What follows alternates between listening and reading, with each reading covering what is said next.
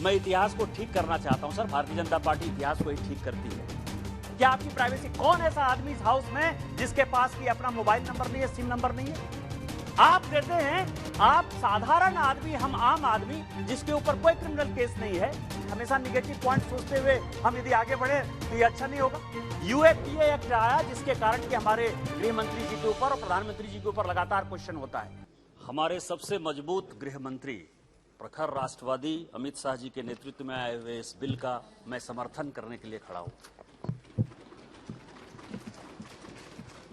और मैं जब ये बात कहता हूं तो इस देश में हमारे प्रधानमंत्री और हमारे गृह मंत्री जहां आम गरीब की बात सोचते हैं, आम लोगों की बात सोचते हैं, राजनीति की बात सोचते नहीं हैं, जैसे उन्होंने 370 खत्म किया, जैसे क्रिमिनल को, टेररिस्ट को ठिकाने लगाने के लिए यूएपीए बिल में संशोधन किया, और जो अफगानिस्तान, पाकिस्तान और बांग्लादेश के जो हमारे हिंदू भाई थे जो कि धर्म के आधार पर यहां आ गए, उनको नागरिकता देने का काम किया, ये हमारे सरकार की कमिटमेंट दिखाती है और ये हमारे प्रधानमंत्री जी और गृह मंत्री की कमिटमेंट दिखाती है।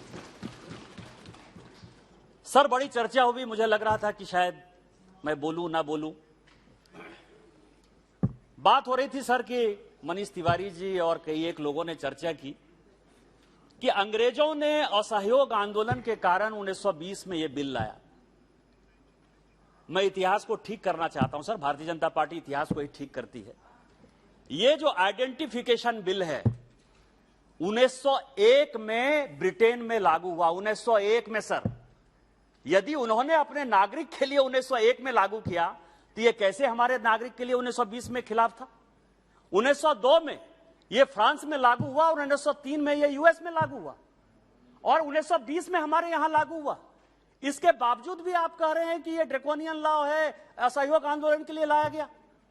फिर आप हमारे इंटेंशन पर क्वेश्चन करते हैं। मैं अभी देख रहा था इतिहास सर, इस देश में लोगों को, एक कोनाल इल्स ने बड़ी अच्छी किताब लिखी है, निगेशनिज्म इन इंडिया, भारतीयों को भूलने की बीमारी है। यूएपीए एक्ट आया जिसके कारण कि हमारे गृह मंत्री जी के ऊपर और प्रधानमंत्री जी के ऊपर लगातार क्वेश्चन होता है। यूएपीए एक्ट 1967 में यही कांग्रेस सरकार लेकर आई सर। और क्यों लेकर आई?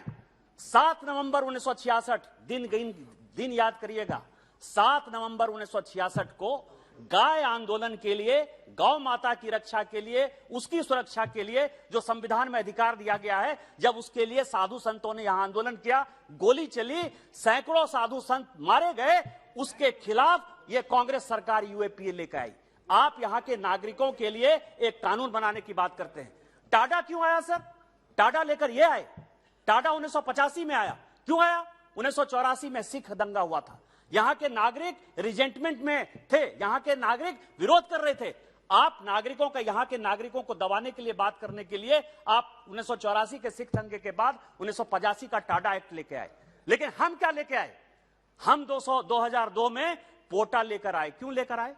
इसी पार्लियामेंट में अटैक हुआ, पाकिस्तान के टेररिस्ट थे। हम पाकिस्तान के, हम विदेशी टेररिस्ट जो इस देश को खत्म करना चाहते हैं, कमजोर करना चाहते हैं, उनकी साजिश का भंडाफोड़ करने के लिए यदि हम पोटा लेकर आए तो आप हमको कहते हैं कि हम गलत काम करने के लिए आ गए। आपने पोटा और टाडा सबको रिपील कर दिया 2004 में, लेकिन हमारा कानून सही था। और यही कारण है कि जब आप एनआईए की बात करते हुए आज नजर आए तो 2008 में आपको उसी टेररिस्ट एक्टिविटी के लिए 2008 में एनआईए लेकर आना पड़ा। आए कि नहीं आए? यदि इंटरनेशनल टेररिज्म को खत्म करना है, यदि क्रिमिनल को खत्म करना है तो लेकर आए कि नहीं आए? मैं केवल 2-3 पॉइंट कहूंगा सर।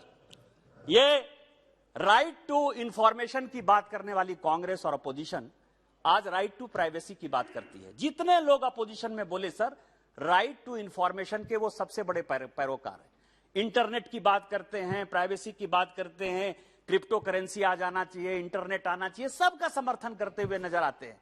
लेकिन हम सांसद होने के नाते देखिए इस बिल का मकसद क्या है सर? जो कन्विक्ट है और जो क्रिमिनल है, क्या ये इस पार्लियामेंट में डिबेट में हम उसको बचाते हुए नहीं नजर आए? राइट टू प्राइवेसी में मैं कह रहा हूं कि हम सांसद होने के नाते जब हम अपना हलफनामा दाखिल करते हैं तो सारा कुछ देते हैं कि कौन सी संपत्ति है, कहां है, कौन सा बैंक अकाउंट है, कौन सा पैन नंबर है। क्या हमारे ऊपर राइट टू प्राइवेसी लागू नहीं होती है? क्या सांसद के लिए अलग कानून और दुनिया के लिए अलग कानून, क्रिमिनल के लिए अलग कानून? आप अपने आप को डिस्क्रिमिनेट कर रहे हैं। सांसद के लिए अलग कानून। आज आप मोबाइल लेने के लिए जाते हैं, सिम कार्ड लेने के लिए जाते हैं, क्या आप पैन नंबर नहीं देते? क्या आधार नहीं देते? क्या आप अपना फोटो नहीं देते? क्या आपकी प्राइवेसी? कौन ऐसा आदमी इस हाउस में जिसके पास की अपना मोबाइल नंबर नहीं है, सिम नंबर नहीं है? आप देते हैं। आप साधारण आदमी, हम आम आदमी जिसके ऊपर कोई क्रिमिनल केस नहीं है, उसके लिए आप पैन नंबर, आधार नंबर, फोटो सब देने की बात करते हैं, तब आपको मोबाइल मिलता है। आपको उस वक्त डाटा प्रोटेक्शन नहीं नजर आता है। लेकिन यदि कन्विक्ट के लिए और क्रिमिनल के लिए यदि दिया जाएगा तो उसके लिए पूरी पार्लियामेंट में है कि आपने ड्रैकोनियन लॉ ला दिया। क्या यही इसी तरह से हम बात करेंगे? और यदि टेक्नोलॉजी की यदि बात करें, मैं आपको बताऊं कि सर इस टेक्नोलॉजी से कितना बेनिफिट हो सकता है। 1992 में एक इनोसेंस प्रोजेक्ट जो है चलाया बेंजामिन स्कूल लॉ अमेरिका ने, और वहां उन लोगों ने, दो लोग थे सर, पॉल न्यूफेल्ड और बैरी सॉक। उन्होंने ये सोचा कि ये डीएनए जो लिया जाता है क्रिमिनल का, इसका क्या फायदा है और क्या नुकसान है। इसका एक पॉजिटिव एंगल भी देखना चाहिए, क्योंकि टेक्नोलॉजी की तरफ हम जा रहे हैं। और आपको आश्चर्य होगा कि बेंजामिन स्कूल लॉ न्यूयॉर्क ने एक बड़ा अच्छा शोध और रिसर्च पेपर 1992 में तय किया कि उसने 500 लोगों का यदि सैंपल लिया और 500 लोगों पर यदि इस तरह के टेक्नोलॉजी के आधार पर क्या कन्विक्शन हुआ है, तो आश्चर्य लगेगा कि 350 लोग यदि निगेटिव थे तो 150 लोगों को इस टेक्नोलॉजी के नाते कन्विक्शन से अलग किया गया, उनको बरी किया गया कि आप नहीं चाहते कि इस टेक्नोलॉजी से हम जो है उसी तरह का पॉजिटिव पॉइंट, हमेशा निगेटिव पॉइंट सोचते हुए हम यदि आगे बढ़े तो ये अच्छा नहीं होगा। हमको वो भी देखना चाहिए। दूसरा मैं बताऊं कि आप बिना नियम कानून के यूआईडी लेकर आ गए। आपको उस वक्त प्राइवेसी नहीं दिखाई दे रही थी, फिंगरप्रिंट। इस पार्लियामेंट में और इस देश में एक बड़ा इतिहास है। यहां भर्तरी महताब साहब और यहां शिव कुमार उदासी साहब बैठे हुए हैं। हम लोग सब फाइनेंस कमेटी के मेंबर थे। हमने रिजेक्ट कर दिया, कोई कानून नहीं था। हमारी भारतीय जनता पार्टी की सरकार ने यूआईडी का कानून लगाया। आपने 130 करोड़ लोगों का बिना किसी कानून के जो है डाटा कलेक्ट करने का फैसला किया। और आप यदि दुनिया के प्राइवेसी की बात करते हैं तो मैं एक केस स्टडी लेके आया sir. UK biometrics and forensic ethics group बना था, जिसने कि इंग्लैंड में यूआईडी बायोमेट्रिक लागू नहीं होने दिया। लंदन स्कूल ऑफ इकोनॉमिक्स की रिपोर्ट के आधार पर यूके में वो बायोमेट्रिक नहीं बना, और उसने इस कानून के बारे में कहा है जो सिक्योरिटी काउंसिल का रिजोल्यूशन है 2016 का और 2017 का, जिसको कि भारत सरकार इंप्लीमेंट करने की कोशिश कर रही है। काउंटर टेररिज्म के लिए, टेररिस्ट को बंद करने के लिए इस कानून की आवश्यकता है। वो खुद रिपोर्ट लेकर आया, जिसने कि यूआईडी नहीं बनने दिया यूके में। वो ये कह रहा है कि क्राइम के लिए, क्रिमिनल के लिए, महिला के प्रोटेक्शन के लिए, बच्चों के प्रोटेक्शन के लिए इस तरह के कानून की आवश्यकता है। और आज भारत सरकार मोदी जी के नेतृत्व में और होम मिनिस्टर के नेतृत्व में यह कानून लेकर आई है। आप लोगों ने भी बहुत कुछ बात कहा। मैं आज बहुत ज्यादा राजनीति नहीं करना चाहता, मैं बहुत ज्यादा बात नहीं करना चाहता, उंगली नहीं उठाना चाहता। मैं इस सभा से यही आग्रह करूंगा कि इस तरह के कानून की आवश्यकता है, जिससे महिलाओं का प्रोटेक्शन हो पाए, जिससे बच्चों का प्रोटेक्शन हो पाए, जिससे हम टेररिस्ट एक्टिविटी में दाऊद इब्राहिम से लेके सलाउद्दीन अंसारी और मौलाना मसूद अजहर जैसे लोगों को पकड़ पाए। और इसीलिए इस कानून की आवश्यकता है। हम इस कानून का समर्थन के लिए यहां खड़े हुए हैं। इन्हीं शब्दों के साथ जय हिंद, जय भारत।